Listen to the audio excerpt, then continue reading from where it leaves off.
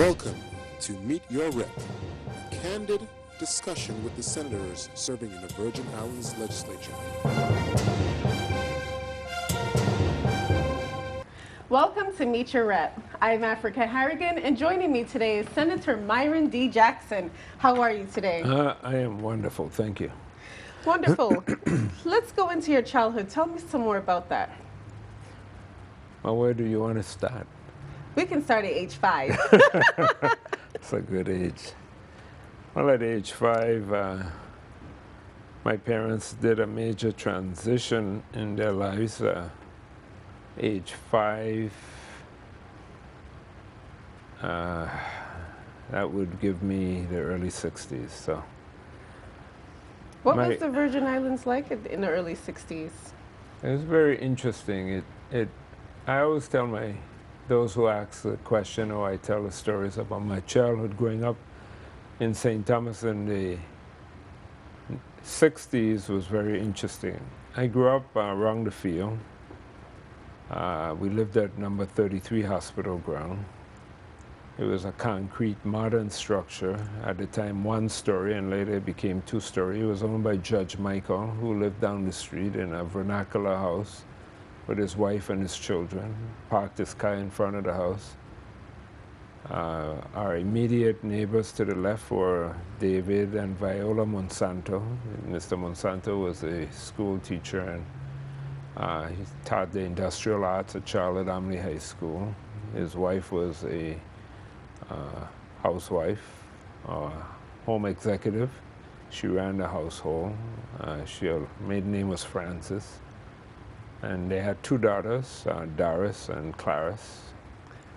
Mrs. Clarice is Roper, and Doris was Benjamin. She became a Benjamin. And they were my extended family to the left. So my household was going from my house to their house.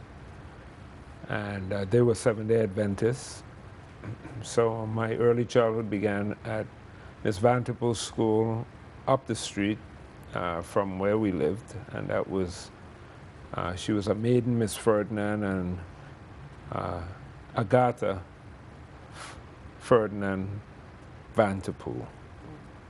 And she had an open classroom. So my early recollections of my early education was in that open classroom with children that were as my age, older and younger. And then my next recollection was going to the Seventh-day Adventist school, which was really very rigid and based in religious theology. You had inspections every morning, how you dressed, your fingernails had to be cleaned, and your shoes clean, and your uniform in order. And then you went to class, and there were also open classrooms as well, because you could hear the lessons from your upperclassmen in that. So in this environment, next to us was Mr. Robles. He was an Anglican. He worked at Public Works, sang in the choir. He was a contractor, and all of my adolescent life, it was like he was constantly building this house that I called the Robles Castle. And up the street from that was Mrs. Eleanor Robles, and she was a staunch Moravian. And in her yard, you know, Mr. Bobby Thomas, your director, he would have some connection to this yard because early on, this was also a time of migration to these islands. And the Richards family took occupancy in this particular yard. And Alexton Richards was married to Amy Richards, which we call affectionately Mommy Amy. And when they moved here, they lived in that yard with Eleanor Robles, and they became her extended family, and Uncle Charlie and his wife and joined, and then the extended family. So that Mr. Bobby Thomas is from this family clan, came out of the Antigua, and they became our extended family. And then next to that was a lady that I can't remember her name, but she was huge. She was a big woman, like an Amazon woman. And she was cared for by Mr. Brown, who was an Anglican. So that's my block. And then the next block were apartment complex that belonged to Mr. Judge Michael. And then there was Miss Francis, and she was the stepmother to Miss Viola Francis. And she was mixed. Father was a planter, and mother must have been an African woman from Tortola. And she had married a Dane, and she went to Denmark, and she came back. When her husband died, she had several children, and then she married Mr. Francis. And he split the lots in half, and Miss Viola Francis, his daughter, lived on one side, and his second wife lived on the other side. And she lived in a wooden house, didn't have, to my recollection, running water, had an outdoor pit. She cooked on charcoal and a coal pot. I remember one day her outhouse caught on fire, and we had to take our hose and out of her outhouse for her. And she had a child who had special needs. In those days, if you had a child who was mentally, well, I don't want to say mentally ill, but if you had a child who was special, you kept them closed in the house. So I remember the first time seeing her son, and it was almost like, it was kind of frightening, you know, seeing her son, because they kept him locked up basically in the home. So you didn't have a social life, you didn't come out, and when he came out, it was like this big drama. So children, and those times people felt that, you know, children with special needs should be kept away and locked up, and they were ashamed of them, so to speak. And these children, unfortunately, grew up in that environment. I think it's remarkable that you paint such a vivid picture of everything that took place. I almost feel like I'm there. But let's fast forward a little bit to your adolescence years. Did you join any sports? I didn't even get to my parents. So I got to speak about my parents. Sure. And my parents were grocers. So I grew up in a grocery store on Goat Street. And my father's family, the Jacksons, had a grocery store. And after my grandmother died in the 50s, my parents moved from New York. And they relocated to St. Thomas. And my father ran the business with his sister and his brothers. And then they ventured into, my mother's family were also grocers, and they had a gas station, the oldest gas station in St. Thomas, Peterson gas station, a taxi stand. So her uncles were mechanics and taxi drivers, and her grandmother was a baker, and her grandfather was a grocer. And my mother joined forces with my father, and they opened Jackson Gas Station and Service Center. And this is important because I spent much of my early childhood in working in the family business. And at times, as I grew, I kind of resented having to work all the time and not running up and down with my friends. And so I went through that. So you want me to fast forward now to it? Before we fast forward, what were some of the lessons that you learned from working in your family business? Well, commitment and service, because you had to, and I've had my run-ins with customers, you know, and they've straightened me out too when I was improper and may have been rude. So I believe that a lot of my mannerisms is steeped in that training that I received in that grocery store and from those elders who tongue lashed me when I was inappropriate. And because I'm young and I'm also revolting, you know, having to work and spending my times, and sometimes I would run away from the store and go to neighborhoods, to the Adams house up above, and spend time, or go around the corner and look for some friends, or, you know, just start to explore my neighborhood. I couldn't go too far, but you had to get up at 6 o'clock. My father got up at earlier than 6. I was out of the house by 6, opened, and then his day was very long because we would close the store at 8 or 7 and be home by 9. So it was very, very hard work.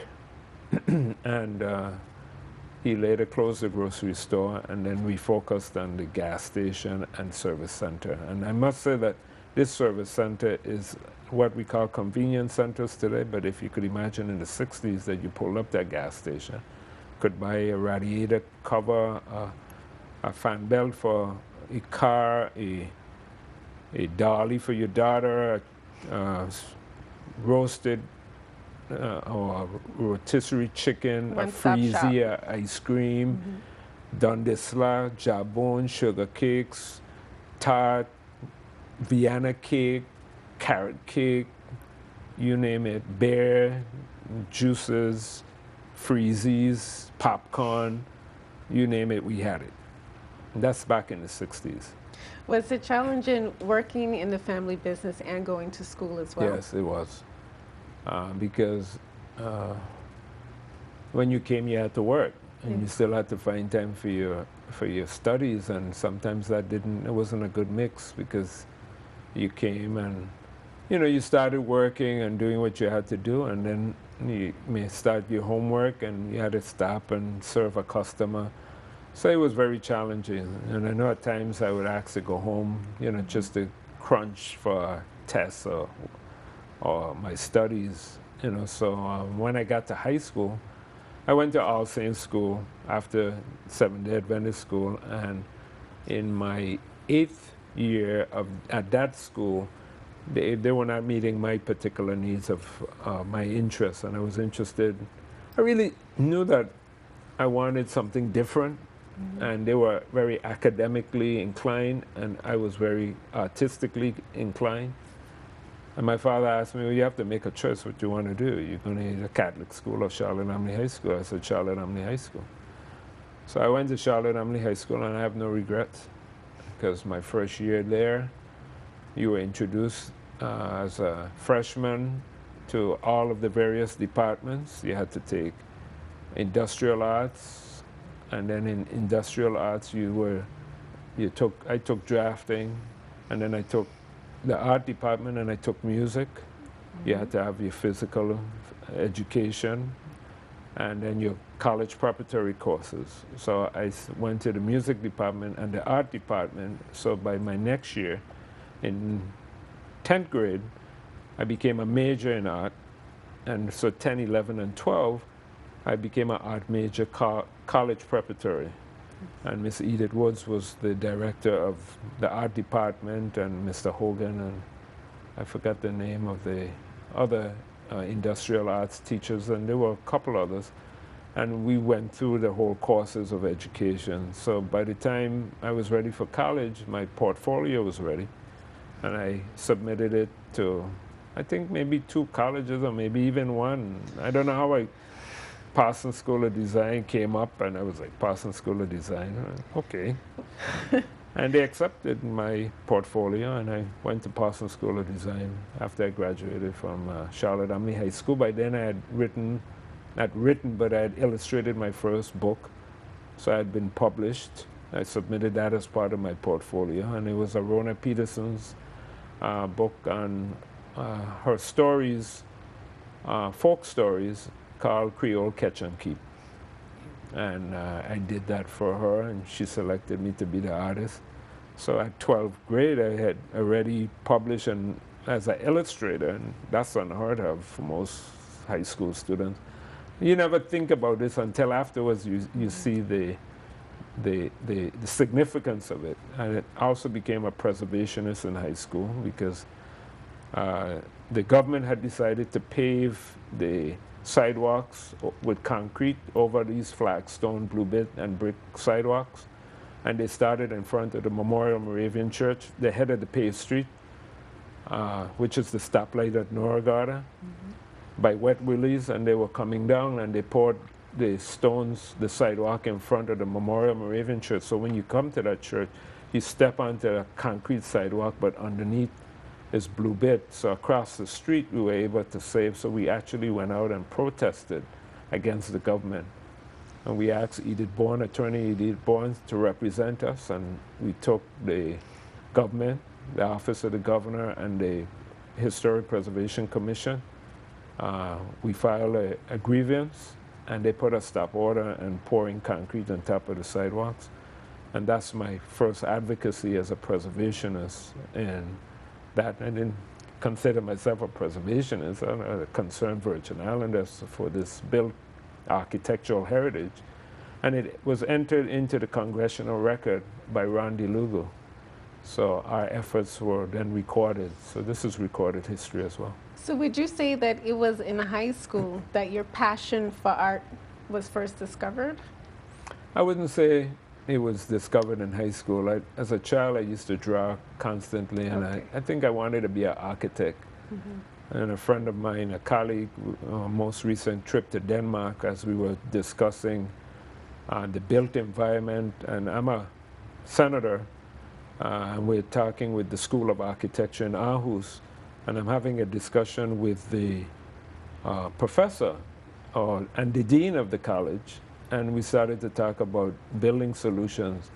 And I mentioned that after the hurricane, we had a lot of problems with the Department of Planning and Natural Resources permit section, because many of the roofs that we looked at historic didn't have a center ridge. We built with mortise and tenon A-frames like this.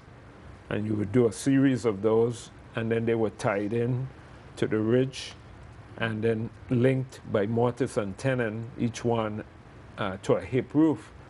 And they wanted us to discontinue that A-frame tradition and do a center ridge, which is cut and nail and hurricane clips. And we were arguing, you know, this architecture is worthy of preservation because it really tests the time. And we were talking about roofs that needed repair, or because of they were structurally shaky at the time of the hurricane, they were lost. But most of those hip roofs had stayed intact compared to the homes that have been built in the 70s and 80s. Their roofs were completely gone, and these old cottages and vernacular architectural houses throughout the town, their roofs were still on. So we had an engineering solution that worked, and we said that it was wrong that we were being enforced to build with a center ridge when we had this building tradition. So I was explaining to the architect, and I started to draw, and he was like, it's unheard of for a politician to even produce a drawing like that you could communicate with us. And I explained that I'd been to Parsons School of Design and you know, my work as a preservationist. And you take that for granted. They asked me this for the drawing, I signed it and I gave it to them. Your desire to preserve the buildings during that time frame, of course, was that inspired by a role model, or was this something that just took shape within you? Well, when I was growing up, I lived between two worlds. 19th century, which is, 19th century, and the 20th century. My grandparents lived in a wooden house. They didn't have a flush toilet. We had to take a bucket to get water, and that was the grocery store. My parents lived in a modern concrete house with flush toilet, an indoor kitchen, and the convenience of modern living. Excuse me. So those two worlds, and like I said to you, my neighbor still used a coal pot and still had oil lamps. And in the night when we left our grandfather's house, which was across the way, next to Jacob Fred Garage, we would sometimes be running from the night soil truck that was coming to pick up sewage that were in these garbage pans that were put in these outhouses. So you have to understand, when you ask me growing up what it was like, I lived in a time when my great-grandmother's generation was still alive, and that their lifestyle was still part of it, and people had outdoor ovens, and when we had picnics for the Moravians and spend day for the New Herrnhut, my father would go and pick up these roast goat and roast pig from these older women in the neighborhood, Miss Elsa Del Toro and Eleonora Robles, that baked for these churches with outdoor ovens. So my passion for what I promote here as a policymaker is really deep-rooted with my childhood and these elders and ancestors that really gave me a different perspective. So I grew up with older people, and my whole sense of history was driven by them, not by book sense. It's by oral stories and the lives that they live. What would you say was one of your greatest challenges, and how did you overcome it? I think one of my greatest challenges that as a child I stammered, so I have a speech impairment, and I had to grow up to that, and it was very embarrassing. And I think with clinical counseling and so forth, I grew out of it. So that was one of my biggest challenges. And you're talking about my entire life, or as a child? Whenever, whatever you think and I think my second challenge was the death of my father. In 1982, he was murdered. He was closing his store. I had just come back from college. And now this is, I've become a man, and now had the opportunity to now bond with my father as a man-to-man, not child-father. And that was quickly taken from me and my sister with his untimely death in 1982. When we talk about crime in St. Thomas, that was unheard of. So that was my greatest challenge, because I was very angry. I became very anti-establishment, so to speak. I was very angry. So I had to overcome that. And I remember one day, I ran the family business in the interim. I had a job at Planning and Natural Resources, and I took leave, and because it was a transition. And I remember one day I was going to do banking for the business, and when I came back on Noragada by Zora, and the street corner was Mrs. DeLamus, the principal for the Moravian Church. She was married to the Lieutenant Governor. I think he was the Lieutenant Governor DeLamus. And her daughter and I were classmates at All Saints School, and she did that to me, and she stood up in front of me and she said, I can't tell you exactly all her words, but this is basically what she told me. She said, I know you're hurting, but you're going to have to really take all your strength, and you're going to have to accept and your challenges, that you're going to have to really move forward. And she kind of gave me a pep talk. She gave me a pep talk, but it was a transformation. Of someone who was grieving and angry at the society for something that just really could not understand and comprehend how this could happen.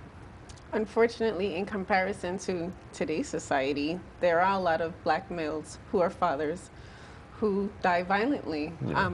What advice would you give to the children who has lost their fathers? Well, I would advise them that, and it all depends, it's a case by case, because sometimes you know your father, you've had a relationship, and in some cases some of our young men don't know their fathers, but the fact that you lost a father, that you don't have that relationship, is that one is that they can, well, not to get angry is one. Two, to use their God-given talents to further their mission in life. Three, that through the mentorship of a man that they respect, or it doesn't have to necessarily be a man, but female or male, a mentor that is a good example, that can guide them through the processes. And that is also very important, to talk and to let that anger and your grief be shared so that you can heal. Because we walk around with a lot of baggage, and a lot of what we see today is baggage. And be grounded in your spirituality, whatever that may be. Let's talk about your personality. What are 3 attributes? Like, how would you describe yourself? Well, people think I'm very serious, and it's just quite the opposite, because if you get to know me, you know I have a sense of humor, however dry it is. I love life, and I love cultural expressions. I love to dance, and I love a good party, so I give a good party. I'm sure you do. And I love people, and I always, as a child, used to get in trouble with that, because as a child, just growing up with older people, I would engage, and sometimes I would find myself in trouble because a child had to know his place and when to draw a line, and sometimes I would cross that line, and I was always very inquisitive, and I asked a lot of questions. So my personality is I'm loving and caring, and even though I'm serious about the mission in my life, I also have the lighter moments of joy and happiness, and what good friendship is, and community. Speaking of the mission of your life, how would you sum that up? I think my life has been one of discovery, and my most recent advocacy in this Senate is a search of identity. And this upcoming centennial, my colleagues would tell you that on every opportunity I have, I speak to it, because I think it's very, very important. And I don't think we understand what this really means in transformation of a society of 100 years. Many of us don't live throughout a period of time where there's a benchmark of 100 years of a transformation. And from my childhood that I explained to 2017 that I desire God to give me the strength to witness, with a grandmother who was born in 1905, who stood up outside with her grandmother, her mother, my great-grandmother, and witness a time of a transfer of a colonial power to another colonial power. That transition, and sitting in this body as a representative of the people, with a great-grandmother who stood outside, who may not have even thought that her great-grandson might be in this building, is humbling. Absolutely. So I don't take my position here lightly, nor my advocacy, and I think that many people don't understand my advocacy based on my background, that I become the voice of them, and that my advocacy is going to be the promotion of our history and culture, because I believe that that is the key for us as a civilized society in 21st century, that if you don't know who you are, then you don't have a bright future. So In Search of Identity would be what has been my discovery. Speaking of parties, what kind of music do you like? Music? Yes. Oh, I like a lot of music. I love our own. I love Quail Bay, and I was a student of Mungo Niles, because the community I lived in was the Winston Ramos Center. So as after school, in my earlier years, I failed to mention that I went to a community center where we were nurtured by people in the community, and Mungo Niles was one, and I joined the Mungo Niles cultural dances. So between my grandmother and them, and when you went out socially, you had to dance any dance a woman would ask you to dance with her with. So you dance the dances of your grandmother and your dances. I loved James Brown and the Temptations and the Supremes, and so I love dance because I grew up where people celebrated their lives. Today you go to events and people standing up looking at a band, and it's like there's no interaction, social interaction. There's something really wrong with our society when you come to that stage. What would you say is your favorite color?